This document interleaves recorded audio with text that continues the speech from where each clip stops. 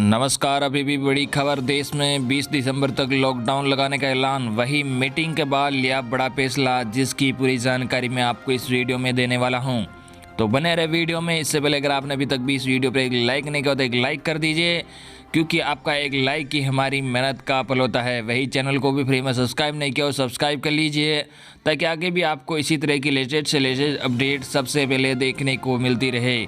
और आप किस राज्य के रहने वाले हो ये भी कमेंट बॉक्स में ज़रूर बताना। तो चलिए दोस्तों, पहली बड़ी अपडेट की बात करते हैं, जो बहुत ही बड़ी खबर है। जी आपको बता दें, देश को आज मिलेगी कोरोना की वैक्सीन। पीएम मोदी करेंगे बड़ी घोषणा। प्रधानमंत्री नरेंद्र मोदी शनिवार को अहमदाबाद, हैदराबाद और पुणे का दौरा करेंगे और वहां विकसित किए जा रहे कोविड-19 टीके से जुड़े कार्यों की समीक्षा करेंगे। प्रधानमंत्री कार्यालय ने ये जानकारी दी। पीएमओ ने ट्वीट किया, कल प्रधानमंत्री नरेंद्र मोदी टीका विकास और विनिर्माण प्रक्रिया की व्यक्तिगत समीक्षा करने के लिए 3 शहरों की यात्रा पर जाएंगे। वे अहमदाबाद में जायडस बायोटेक पार्क, हैदराबाद में भारत बायोटेक और पुणे में सीरम इंस्टीट्यूट ऑफ इंडिया जाएंगे। पीएमओ ने कहा कि प्रधानमंत्री मोदी इन केंद्रों का दौरा करेंगे और वे वैज्ञानिकों के साथ चर्चा कर अपने नागरिकों के टीकाकरण के लिए तैयारियां, चुनौतियों और प्रयासों का खाका तैयार करने के संबंध में जानकारी हासिल करेंगे। जायडस कैडिला का संयंत्र अहमदाबाद शहर के पास चंगोदर औद्योगिक क्षेत्र में स्थित है। दवा बनाने वाली कंपनी ने पहले घोषणा की थी कि कोविड-19 के संभावित टीके का प्रथम चरण का परीक्षण पूरा हो गया है और दूसरे चरण का परीक्षण अगस्त में शुरू किया गया था। एक अधिकारी ने बताया कि प्रधानमंत्री सुबह करीब 9:30 बजे संयंत्र पहुंचेंगे। उन्होंने बताया कि इसके बाद प्रधानमंत्री हैदराबाद जाएंगे, जहां कोविड-19 का टीका विकसित कर रही कंपनी भारत बायोटेक के केंद्र का दौरा करेंगे। मोदी हैदराबाद के लगभग 50 किलोमीटर दूर हकीमपेट वायुसेना अड्डा पहुंचेंगे, जहां से वे दोपहर करीब 1:30 बजे जिनोम वैली स्थित भारत बायोटेक के केंद्र पहुंचेंगे। भारत बायोटेक द्वारा विकसित किया जा रहा कोविड-19 टीके के तीसरे चरण का ट्रायल जारी है। यहां करीब 1 घंटे के दौर के बाद प्रधानमंत्री पुणे के लिए रवाना होंगे। एक वरिष्ठ अधिकारी ने बताया कि इसके बाद मोदी पुणे स्थित सीरम इंस्टीट्यूट ऑफ इंडिया का दौरा करेंगे, जिसने कोविड-19 का टीका विकसित करने के लिए मशहूर दवा कंपनी एस्ट्राजेनेका और ऑक्सफोर्ड यूनिवर्सिटी के साथ भागीदारी की है। उन्होंने बताया कि प्रधानमंत्री दोपहर बाद करीब 4:30 बजे एसआईआई पहुंचेंगे। अधिकारी ने बताया कि प्रधानमंत्री शाम दिल्ली रवाना हो जाएंगे। अगली बड़ी अपडेट, जर्मनी में कोरोना की दूसरी लहर तेज, लॉकडाउन 20 दिसंबर तक बढ़ा। जी आपको बता दें, जर्मनी में कोरोना की रफ्तार को देखते हुए 20 दिसंबर तक लॉकडाउन को बढ़ाया गया है। जर्मनी की चांसलर एंजेला मर्केल ने संघीय राज्यों के मंत्री अध्यक्षों के साथ बैठक के बाद एक संवाददाता सम्मेलन में कहा कि जर्मनी कोरोना वायरस से जुड़े प्रतिबंधों को 20 दिसंबर तक आगे बढ़ाने का ऐलान करता है। इसके साथ ही जर्मनी में कोरोना से जुड़ी गाइडलाइंस की सीमा भी जनवरी तक बढ़ाए गए हैं। अब कुल 9,85,000 लोग संक्रमित हैं और 15,000 मरीजों की मौत भी हो चुकी हैं। जर्मनी में 2 नवंबर को आंशिक तालाबंदी लगी थी। मर्केल ने बुधवार देर रात कहा कि महासंघ और संघीय राज्यों के स्पष्ट बयान में कहा गया है कि हम नवंबर के आखिर में प्रतिबंध नहीं हटा सकते हैं। जर्मनी ने अब 2,50,000 के मामले सामने आ चुके हैं, जबकि करीब 15,000 लोगों की इस वजह से मौत भी हो चुकी है। त्योहारों में भी राहत नहीं। जी आपको बता दें कि त्योहारों के मौसम में भी जर्मनी को कोई राहत नहीं मिली। 2 परिवार के अधिकतम 5 देशों को ही एक दूसरे से मिलने की इजाज़त होगी। हालांकि क्रिसमस से नए साल के बीच 23 दिसंबर से 1 जनवरी तक अधिकतम 10 लोग एक दूसरे से मिल पाएंगे। 14 साल से कम उम्र के बच्चों को इसमें शामिल नहीं किया गया है। साथ ही ये भी हिदायत दी गई है कि इस क्रिसमस से पहले और नए साल के बाद लोग खुद ही अपने आप को 2 हफ्ते के लिए क्वारंटाइन कर ले, ताकि संक्रमण का खतरा न रहे। कंपनियों को दिसंबर में कर्मचारियों को अतिरिक्त छुट्टियां देने को भी कहा गया। मुमकिन न होने की सूरत में उन्हें घर से काम करने देना होगा। अगली बड़ी अपडेट जो आप सभी के काम की खबर है, जी आपको बता दें, दिसंबर से बदल जाएंगे कई नियम, रखें इनका ध्यान नहीं तो होगा आर्थिक नुकसान। 1 दिसंबर 2020 से 4 बड़े बदलाव होने जा रहे हैं, जिनका सीधा असर आपकी ज़िंदगी से जुड़ी हुई चीज़ों पर पड़ेगा। इन नए नियमों से आपको काफ़ी राहत मिल सकती है, लेकिन अगर आपने कुछ बातों पर ध्यान नहीं दिया तो आपको आर्थिक नुकसान भी हो सकता है। इनमें गैस सिलेंडर है, इंश्योरेंस प्रीमियम है, रेलवे और पैसों के लेन देन से जुड़े नियम शामिल है। आइए जानते हैं कि इन महत्वपूर्ण बदलावों के बारे में जो डालेंगे आपकी ज़िंदगी पर असर। जी आपको बता दें कि तेल कंपनियां हर महीने की शुरुआत में एलपीजी सिलेंडर के दामों की समीक्षा करती है और 1 दिसंबर से रसोई गैस सिलेंडर के दाम बदल जाएंगे।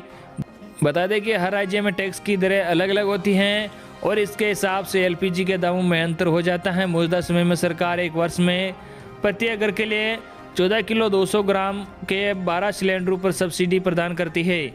अगर ग्राहक इससे ज़्यादा सिलेंडर लेना चाहते हैं तो वे उन्हें बाजार मूल्य पर खरीदते हैं। बीमा धारकों को भी मिलेगी प्रीमियम में कटौती की सुविधा। जी आपको बता दें कि कोरोना काल में इंश्योरेंस की ओर से कई लोग आकर्षित हुए हैं, लेकिन प्रीमियम को लेकर चिंता भी बढ़ी है। अब 5 साल के बाद बीमा धारक प्रीमियम की रकम में कटौती कर सकते हैं।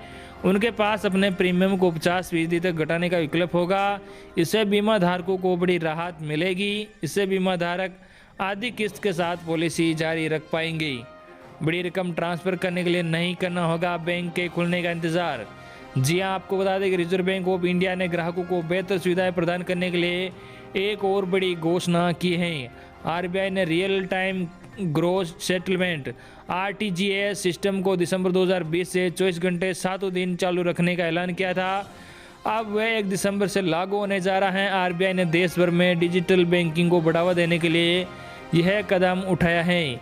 1 दिसंबर से चालू होगी नई ट्रेनें। जी आपको बता दें कि कोरोना संकट के दौरान भारतीय रेलवे ने विशेष ट्रेनें चलाई थी। अब इसी कड़ी में 1 दिसंबर 2020 से रेलवे कई नई ट्रेनें चलाने जा रहा है। 4 दिन बाद से ज़्यादा यात्रियों को सुविधा प्रदान करने के लिए और ट्रेनों का परिचालन शुरू होने जा रहा है। इसमें झेलम एक्सप्रेस और पंजाब मेल दोनों शामिल है। इन दोनों ट्रेनों को सामान्य श्रेणी के तहत चलाया जा रहा है। अगली बड़ी खबर कोरोना वायरस को लेकर। जी आपको बता दें कि कुल मामलों की संख्या 93 लाख के पार और मृतकों की संख्या भी 1,35,000 से अधिक। जी आपको बता दें कि भारत में एक दिन में कोविड-19 के 43,082 नए मामले सामने आने के बाद देश में संक्रमण के मामले बढ़कर 98,09,000 हो गए हैं। इनमें से 87,18,517 लोग संक्रमण से मुक्त हो चुके हैं और संक्रमण से ठीक होने की राष्ट्रीय दर बढ़कर 93.64% हो गई है। केंद्रीय स्वास्थ्य मंत्रालय की ओर से शुक्रवार सुबह 8 बजे जारी किए गए अद्यतन आंकड़ों के अनुसार देश में अभी तक कोविड-19 के 93,09,787 मामले सामने आ चुके हैं। वहीं 492 लोगों की मौत के बाद मृतकों की संख्या बढ़कर 1,35,715 हो गई है।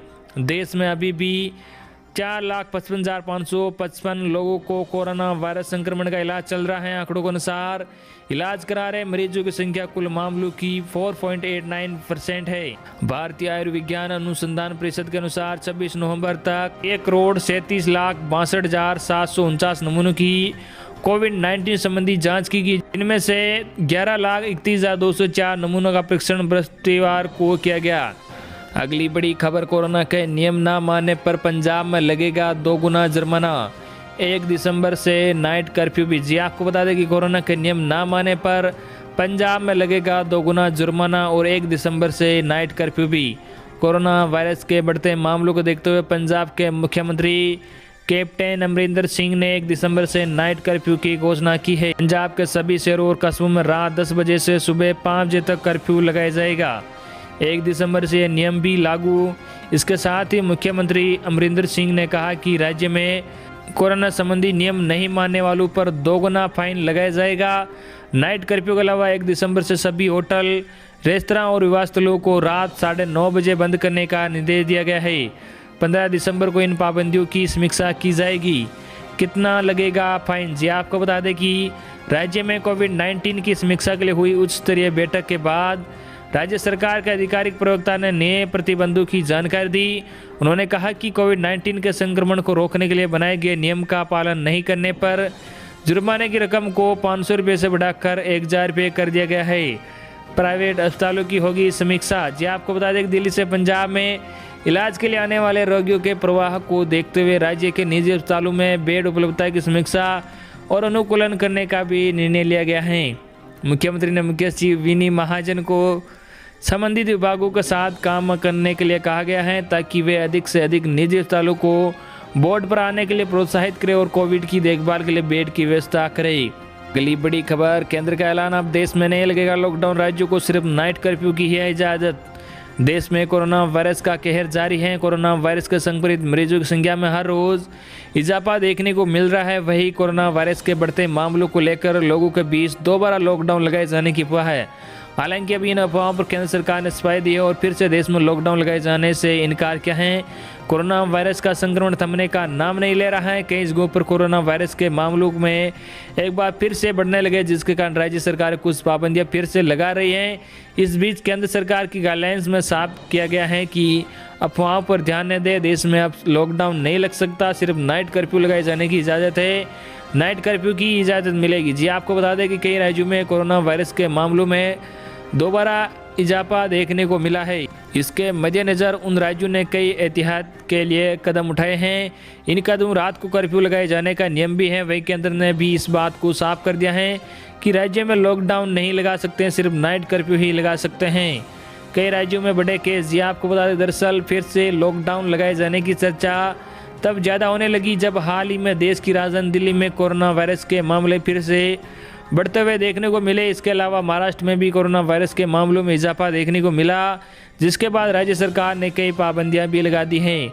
वहीं दिल्ली में बढ़ते कोरोना केस को लेकर दिल्ली सरकार ने भी लॉकडाउन लगाए जाने के संकेत दिए थे, जिसके कारण भी फिर से लॉकडाउन लगाए जाने की अफवाहों को बल मिला था। हालांकि अब दिल्ली सरकार की ओर से भी ये साफ कर दिया गया है कि लॉकडाउन नहीं लगेगा।